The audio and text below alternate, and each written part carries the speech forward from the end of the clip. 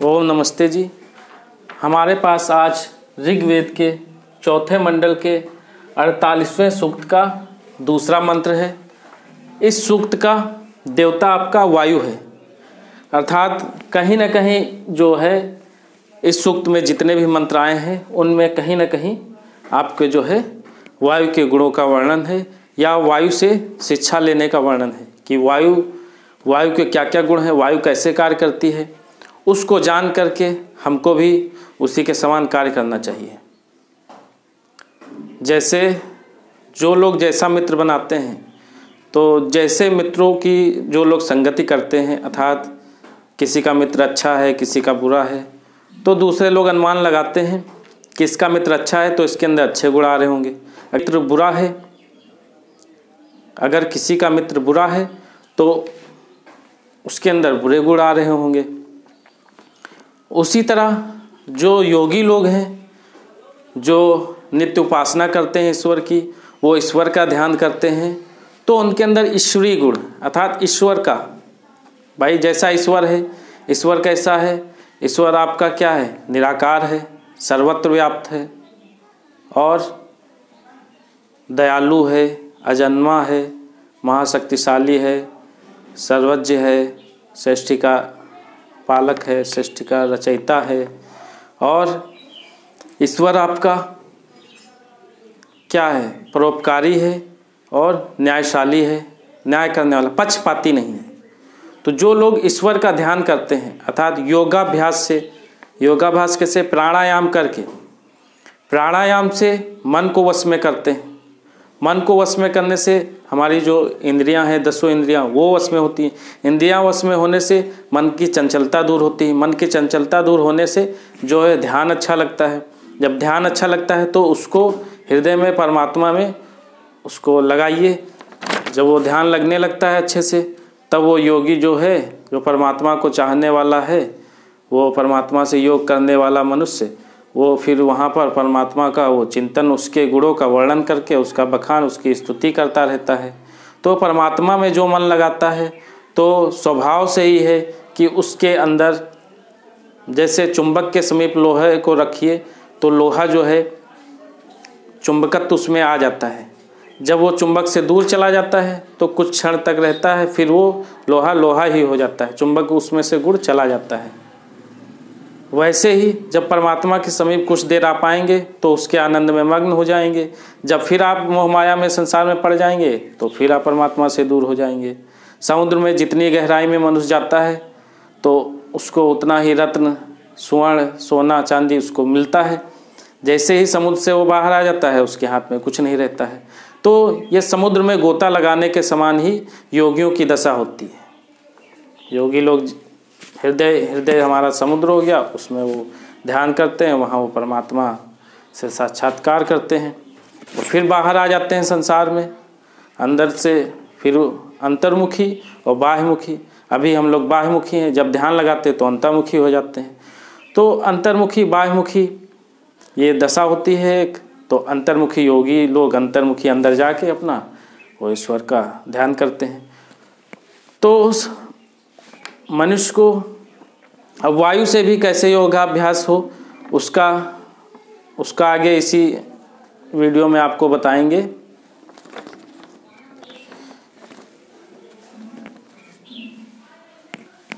निर्युवाणो, निकले गए युवाजन, जिससे निकले गए युवाजन जिससे असस्ति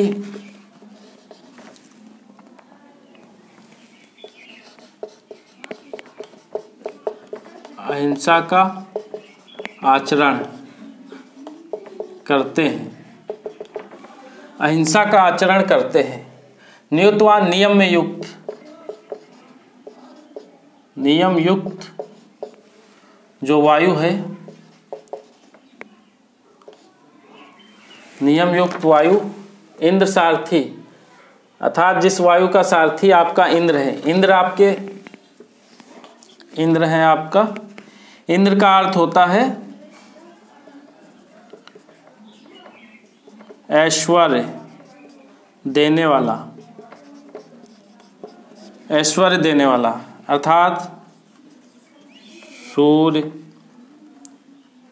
विद्युत,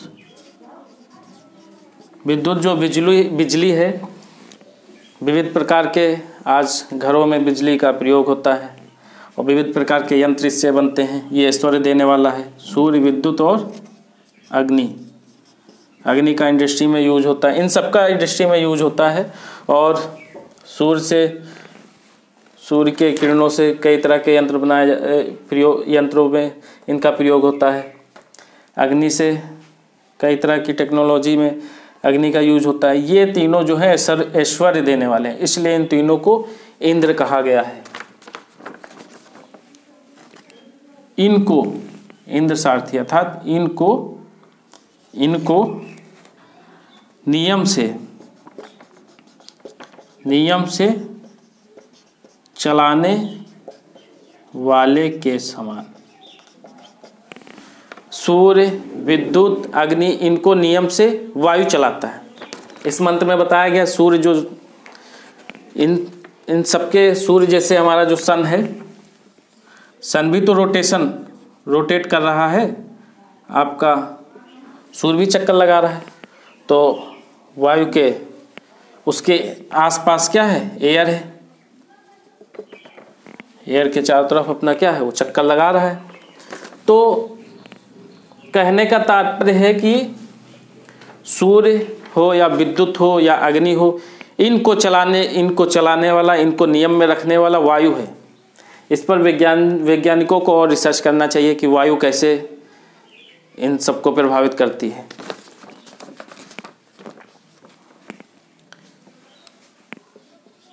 वायु जो हमारा वायु है,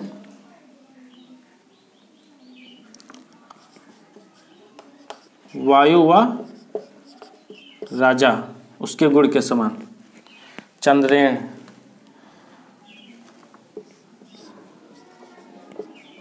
आनंद देने वाले,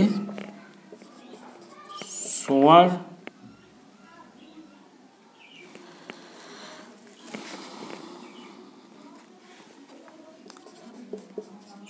आदि से जड़े हुए वाहन, रथ, विमान,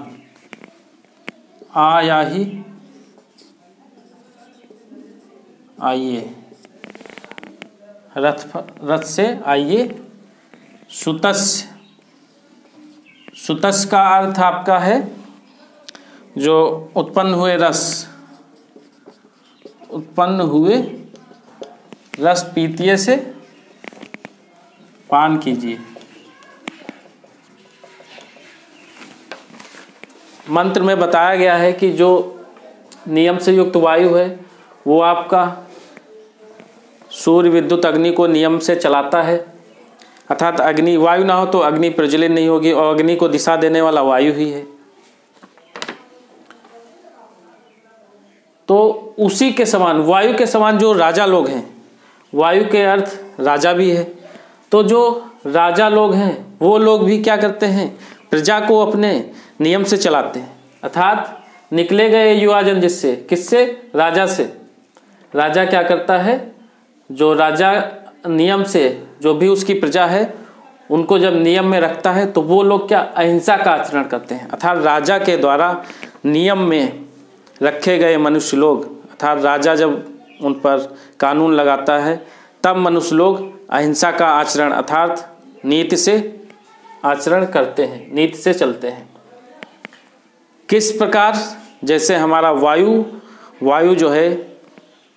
जो है अपने कंट्रोल से, अपने बल से सूर्य, विद्युत, अग्नि को नियम में चलाता है, उसी प्रकार परमात्मा ने यहाँ कहा है, परमात्मा ने मंत्र में आदेश दिया है कि हे मनुष्यों, जैसे वायु जो है सूर्य और अग्नि और विद्युत, इंद्र के कई अर्थ हैं, इनको चलाता है, नियम में रखता है, वैसे ही जो राजा है, जो धरती पर राज्य कर रहा है, अर्थात जिसके पास प्रजा है, वो राजा अपनी प्रजा को वायु के गुणों के समान अपने गुणों को बनाए, अर्थात वायु से वो शिक्षा ले और उसके समान ही अपनी प्रजा को वो नियम में रखे, तभी अहिंसा का वहाँ पर व्यवहार होगा। अर्थात नियम में अगर कोई नहीं है तो कोई भी मनमाना आचरण कर सकता है। और वो राजा सुवर्ण आदि से जड़े हुए वाहन से आए, अर्थात राजा को भी जाने आने के लिए जैसे वायु सहारा लेता है, वायु गमन में पदार्थों का सहारा लेता है, वैसे ही राजा को भी एक स्थान से दूसरे स्थान जाने के लिए रथ अच्छे से सोने से जड़े हुए, सुनहरे आनंद को देने वाले, मन को प्रीति लुभाने वाले, मन को लुभाने वाले रथ पर बैठकर एक स्थान से दूसरे स्थान जाए और सुतस पीते जो है औषधियों के रस का पान करे, या जो अपना वो उसका जो ज्ञान है, अपनी नॉलेज को वो बढ़ाए।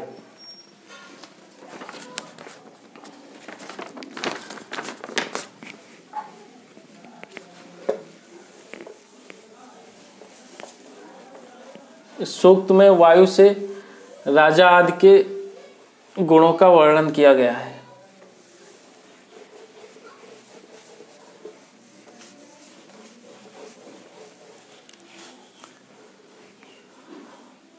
वेद में जो विज्ञान है उसको खोजने के लिए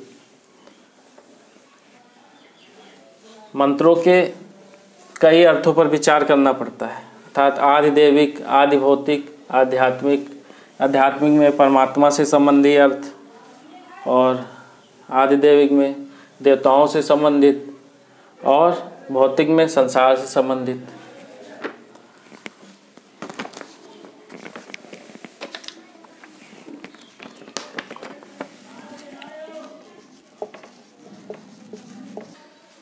इस मंत्र में भी राजा को उपदेश दिया गया है। वहंत से आपका प्राप्त हो या प्राप्त करावें, प्राप्त होते हैं या प्राप्त कराते हैं, तो आपके वायु या राजा, वायु या राजा को मनोयुजो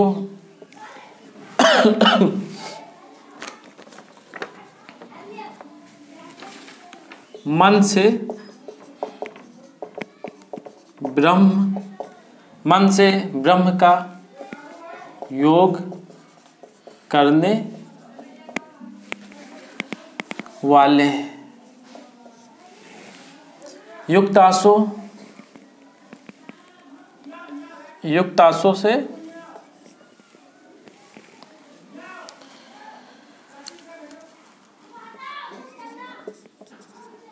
जिन्होंने योगाभ्यास,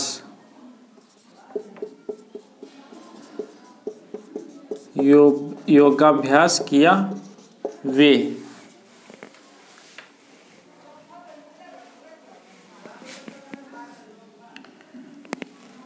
आपका नवत से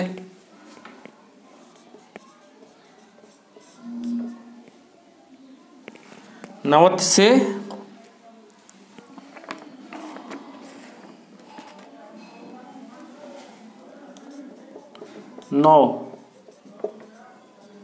संख्या नाड़ियों के समान, नवत और नौ, नौ आपका 9 बार गुनी गई, 9 बार गुनी हुई जो नाड़ियां हैं, 9 बार गुनी हुई नाड़ियां जो हैं,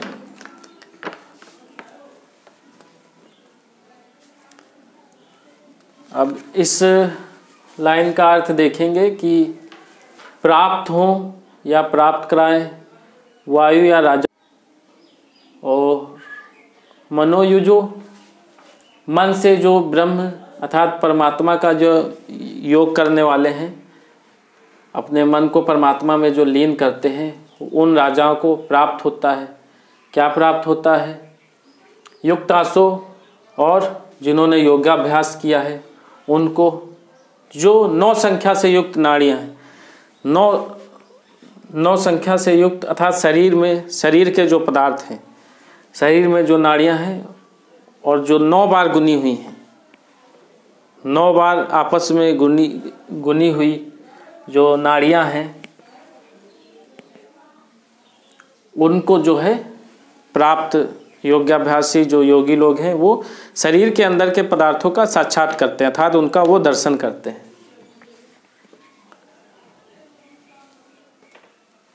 फिर वो राजा लोग अपना जो है सुवर्ण रथ से आए। फिर ये सेम वही लाइन है, वो राजा लोग सुवर्ण से युक्त जो अपना वाहन है उससे आए और पदार्थों के रस का पान करें। इस मंत्र का रहस्य कुछ क्लियर नहीं है। अब जो रहस्य इसका ये है, इस मंत्र का अर्थ कुछ क्लियर नहीं हो रहा है, क्योंकि इसमें अंदर का अर्थात योगी, अंदर की जो योगी लोग हैं जो अंदर के पदार्थों का साक्षात्कार करते हैं, उनके बारे में बताया गया है।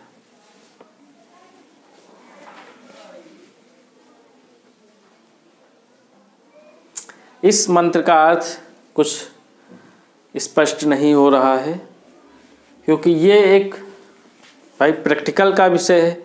जो योगी लोग हैं कि वो जो शरीर में नाड़ियाँ, कितनी नाड़ियाँ हैं भाई, एक आपकी चंद्र नाड़ी और सूर्य नाड़ी और सुषुम्ना 3 नाड़ियाँ होती हैं, और वैसे तो हजारों नाड़ियाँ बताई गई हैं, लेकिन 9 नाड़ियाँ कौन सी हैं, क्या है, वो जो है योगी लोग ही जान सकते हैं। अर्थात इस मंत्र में परमात्मा ने बताया है कि वायु जो है, वायु जैसे 9 संख्या से युक्त पदार्थों को प्राप्त करता है, अर्थात अपने अति वेग से जो वायु जो है जैसे भौतिक संसार में पदार्थ को प्राप्त करता है, वैसे ही वायु की क्रिया द्वारा अर्थात प्राणायाम से वायु को, प्राण को कंट्रोल में करके योगी लोग मन का भ्रम से योग करा के जो है अंदर के पदार्थों का साक्षात्कार करते हैं।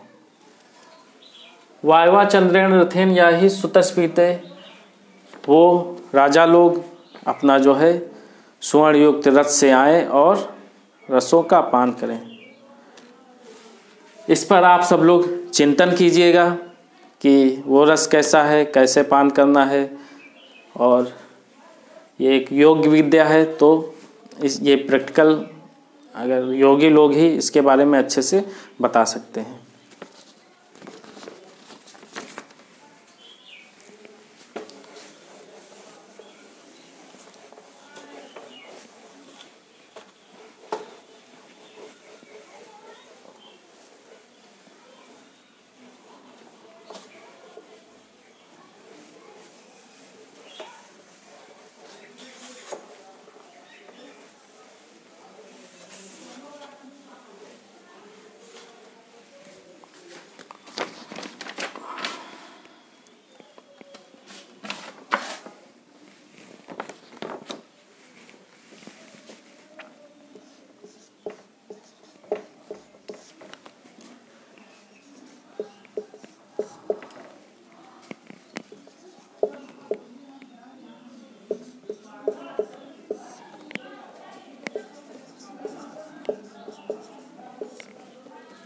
उसी सूक्त में ये 5वां मंत्र है, इसमें भी राजगुणों का वर्णन है।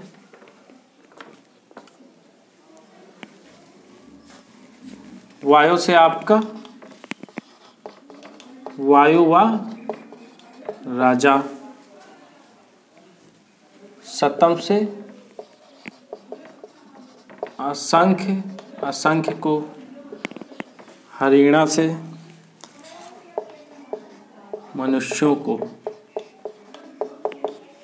युवस्य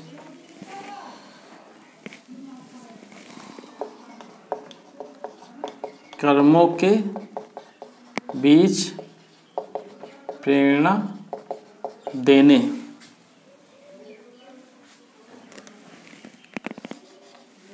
पोष्याणाम पोषण करने योग्य उत्वा से अथवा ते से आपका अथवा आपके सहस्त्रिणों असंख्य पुरुष और धन से युक्त असंख्य पुरुष और धन से युक्त रथ जो वाहन है यातु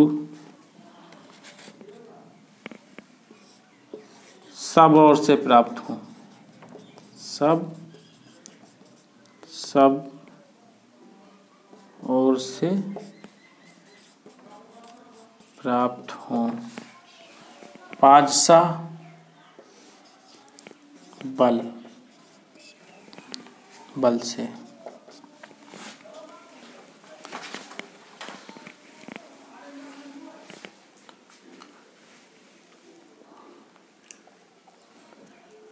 इस मंत्र में जैसे बताया गया है कि जो वायु है असंख्य जो आपका जो भी पदार्थ है उनको वो क्या करता है, प्रेरणा देता है और पोषण करने वाला है। अर्थात वायु पदार्थों को चलाने वाला है, असंख्य पदार्थों को, और आपका पुष्टि करता है। वायु के द्वारा पदार्थ पुष्ट होते हैं। एक तो हम ये भी जान सकते हैं कि वायु प्रेरणा देता है और पुष्टि करता है। पुष्टि अर्थात बल से युक्त करता है और आपको प्रेरणा देता अर्थात गति देता है। दूसरा, वायु के समान जो राजा है वो असंख्य मनुष्यों को अच्छे कर्मों की प्रेरणा देता है। असंख्य मनुष्यों को अच्छे कर्मों की, अच्छा राजा अच्छे कर्मों की प्रेरणा देता है और उनको पोषण करने योग्य जो भी है ऐसी स्थिति प्रदान करता है। अथवा आपके अर्थात राजा के असंख्य अर्थात राजा के या वायु के जो असंख्य पुरुष और धन से युक्त हैं, वाहन हैं, वो अर्थात राजा के जो असंख्य पुरुष से और धन से युक्त वाहन है या जो सेना है, वो राजा के वाहन और सेना वो क्या है, बल से युक्त हो। पाजसा का अर्थ है बल, तो वो बल से युक्त हो।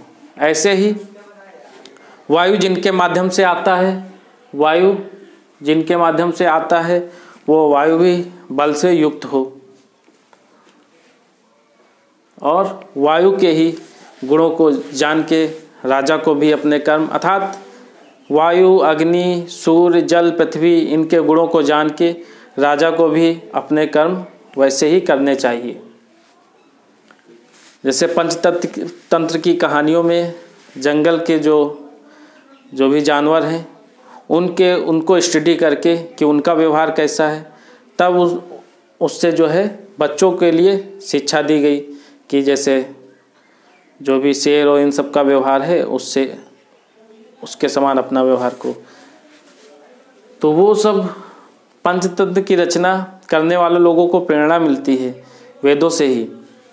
जैसे वेदों में बताया गया है कि अब इस एक मंत्र से ही वायु के गुणों के बारे में बताया गया है और वायु के गुणों को जान के राजा को अपने कर्तव्य कैसे करने चाहिए वो भी बताया गया है कि जो राजा है वो असंख्य मनुष्यों का पालन करने वाला है, पोषण करने वाला है और उनको अच्छे कर्मों की प्रेरणा देता है और उसके जो असंख्य धन से युक्त अर्थात राजा के पास जो प्रजा है वो अपना जो सेना है वो बल से युक्त हो, और वाहन जो है वो भी क्या हो, बल से युक्त। अर्थात वायु राजा को भी अग्नि और वायु को जान के अपने वायु और अग्नि का योग से अपने जो रथ हैं, वाहन को चलाना चाहिए, रथ को बल से युक्त करना चाहिए वायु विद्या को जान के।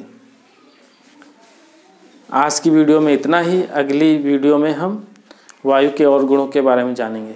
ओम नमस्ते जी।